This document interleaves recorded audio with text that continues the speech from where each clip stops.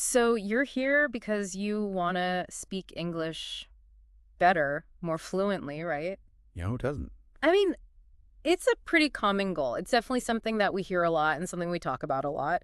And actually, that's exactly what we're going to dive into today. Sounds good to me. We've been digging into some really practical advice lately. We came across this really interesting stuff from Teacher Sam, Okay, yeah, I think I saw that and too. they had these five simple daily habits, simple things that you can do every single day that they say can genuinely improve your spoken English. Daily habits, huh? Yeah, so that's what we're going to be looking at. Okay, well, so what's the plan for today? Well, I was thinking, our goal, I think, should be to go beyond just listing these habits, one, two, three, four, five, Right.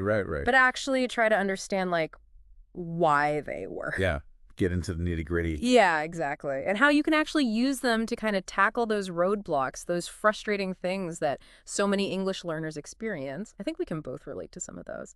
Oh, for sure. Absolutely. I mean, I know I certainly did when I was learning, just feeling like you can't really express yourself the way you want to. Right, like the words are there, but you just can't seem to get them out in the right order Yeah. or quickly enough.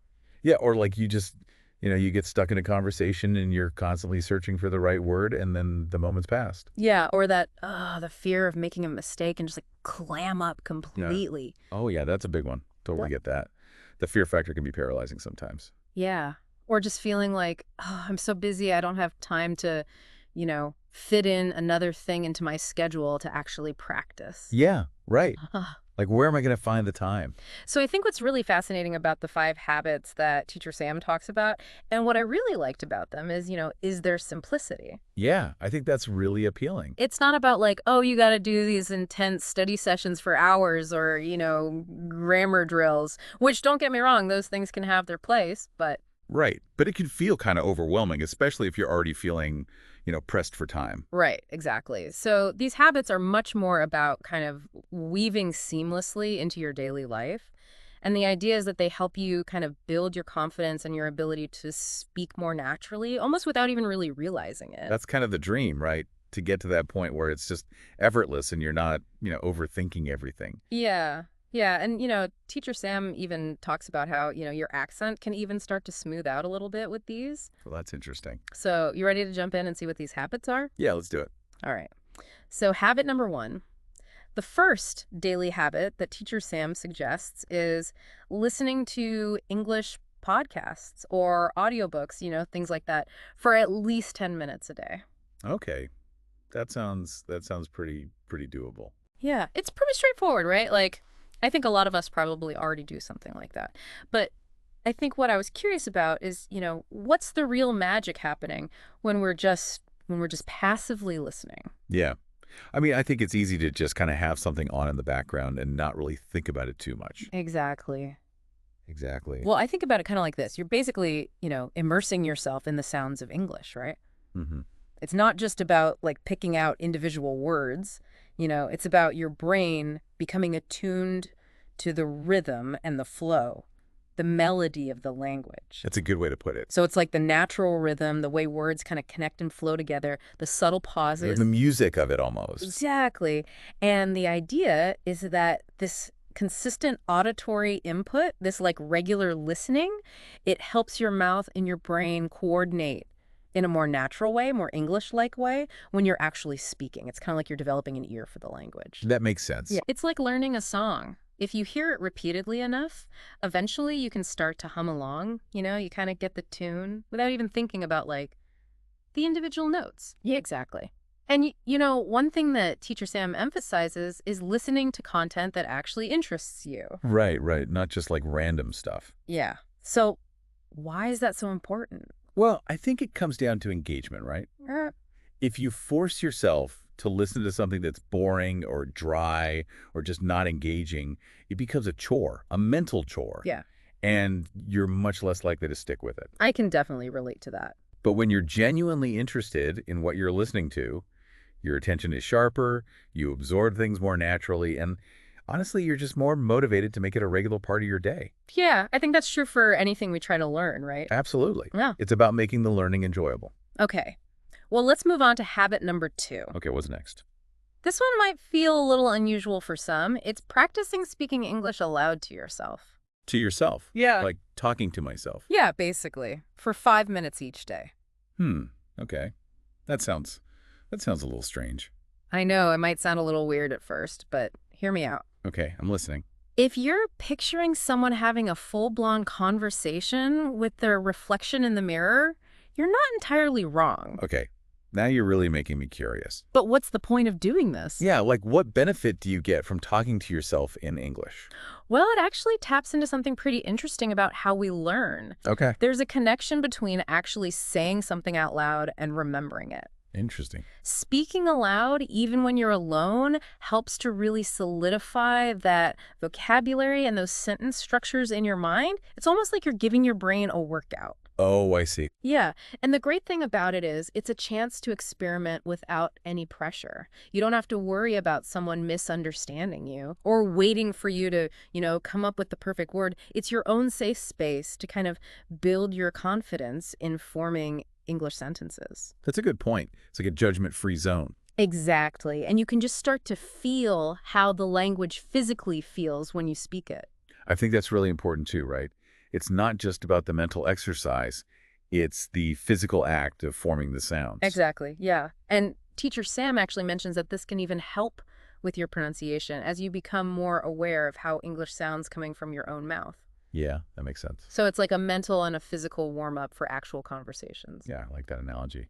Hmm. So any tips for this self-talk? Well, teacher Sam suggests talking about things that you're actually interested in. Hmm. Or to try describing scenes, maybe something you see out the window or something you remember. Oh, okay. So why those prompts specifically? I think it's because they encourage you to use the language in a way that's relevant to you, Like talking about your interests means you're probably using vocabulary that you're actually likely to use in real life. Yeah, that's a point. And describing a scene, forces you to think about the details, spatial relationships, using descriptive language, which are all things that are really valuable for just communication in general. It's about making it real, Right. not just theoretical. Exactly. It's about making the practice meaningful and really tailored to your own needs. Okay. Are you ready for habit number 3? Bring it on. Okay, so this one's all about reading. Reading English texts out loud for 5 minutes each day. Okay, so we all read, but what's the difference between reading silently and reading out loud? Yeah, that's a good question. Like, why bother actually saying the words? Yeah, it seems like extra work. Well, reading silently is one thing, but reading aloud actually engages a different set of skills. How so? Well, when you read out loud, it forces you to pay attention to your pronunciation. Right. And your intonation, the rise and fall of your voice, Yeah. the rhythm of English. Oh, yeah. Think about how the same written sentence can sound totally different depending on how you say it. That's true. Reading aloud helps you develop a feel for that, for the musicality of the language. The musicality, I like that. Plus, you're reinforcing that connection between the written words and how they actually sound. Right. Because they don't always match up perfectly, do they? No, they definitely don't. And that can indirectly actually improve your speaking fluency. Oh, interesting. Because you're kind of training your brain to connect the written and spoken forms more seamlessly. Exactly. That's cool. So any recommendations for what to read aloud? Well, Teacher Sam gives a few suggestions like, news articles, blog posts. You could even read children's books out loud. Oh, that's a fun idea. Which I think that offers a nice kind of range of complexity and styles. Yeah, keeps things interesting. Okay, so ready to move on to the digital world. Sure. What's habit number 4? All right, habit number 4 is all about using those English language learning apps. Oh, yeah, the apps. There are so many out there. So many. And Teacher Sam suggests spending like 10 minutes a day on these. 10 minutes. Yeah, that seems pretty reasonable, I think. But, with all the different apps out there, I was wondering what makes them a good tool for improving your spoken fluency specifically? Yeah, good question. I mean, they all have different features and approaches. Exactly. Well, I think what's really valuable about a lot of these apps is the instant feedback they can give you, especially on pronunciation. Oh, okay. Some of them use voice recognition technology, which can tell you if you're pronouncing words correctly or not. Oh, that's handy. Yeah, it can be really helpful. And they also give you chances to actually practice. Yeah. Yeah. interactively. Okay. Sometimes they even try to simulate conversations. Yeah. Yeah. And then, apps like Duolingo, Babbel, Rosetta Stone, the ones teacher Sam mentioned specifically, Yeah. they have more structured lessons, which can help you with grammar and vocabulary. Yeah, for sure. So even if it's just a little bit of daily interaction with the app, it can help build consistency and confidence in actually using the language actively, even if you're just speaking to your phone. All right. Are you ready for habit number 5? Hit me. Okay. This is the one that teacher Sam highlighted as a potential game changer. Okay, that sounds promising. I'm intrigued. It is recording yourself speaking English for 5 minutes each day. Recording myself. Yeah. Oh, I don't know about that one. I can already imagine a lot of people cringing at that idea. Yeah, I can definitely see that. It's one thing to, speak to yourself in private, but to actually record it, Yeah. that takes it to another level. I know. It can feel a little uncomfortable. Believe me, I get it. So, why is it so effective? What's the point of all this self-recording? Well, I think the real power of recording yourself is that it gives you this objective perspective. Like, when you're in the moment speaking, your focus is usually on getting your message across. Right. You're not really thinking about, oh, how is my pronunciation? Is my pacing okay? Am I using too many filler words? All those things. Yeah, you're just trying to communicate. Right. Yeah. But then when you listen back to the recording, you can actually hear what other people hear. Okay. And it can be really eye-opening. I bet. So it's about becoming more aware of those things that we might not even realize we're doing. Exactly. Like, do you tend to speak too quickly? Oh, yeah, I definitely do that sometimes. Are there certain sounds that you consistently struggle with? Probably. Do you use, this a lot? Oh, yeah. Guilty as charged. This kind of self-assessment, this listening back, it's a really direct way to figure out those specific areas that you can work on. It's like having a personalized coach, but it's just you. Exactly. And just like with speaking to yourself, teacher Sam suggests talking about things you're interested in or describing scenes when you record. And then, of course, the important part is actually listening back. Right, critically, not just listening for the sake of listening, but actually paying attention to how you sound. Exactly. The recording is just the first step. The learning comes from that active listening. And then you can focus on, okay, what's 1 or 2 things I can really try to improve on for my next recording? I see. It's about setting small, achievable goals. Yeah. And there's another cool aspect to this, too. Over time, as you keep recording yourself, you have this record of your progress. Oh, that's cool. You can actually hear how your fluency and your pronunciation have improved. Like a before and after. Yeah. And that can be a huge confidence boost. So we've gone through all 5 of these habits. Yeah, a lot of good stuff there. But I wanted to kind of circle back to the beginning. Okay, back to the struggles. Yeah, exactly. To those challenges we were talking about, Yeah. The struggles that a lot of people have with English, like struggling in conversations, the fear of making mistakes, feeling like you don't have the time or the motivation to practice. Right, those are all very real obstacles. So how do these 5 habits we've been talking about, how do they actually help with that? Well, when you're consistently listening to English, you start to internalize those natural rhythms and patterns of conversation, and it makes it easier to follow along, and actually participate.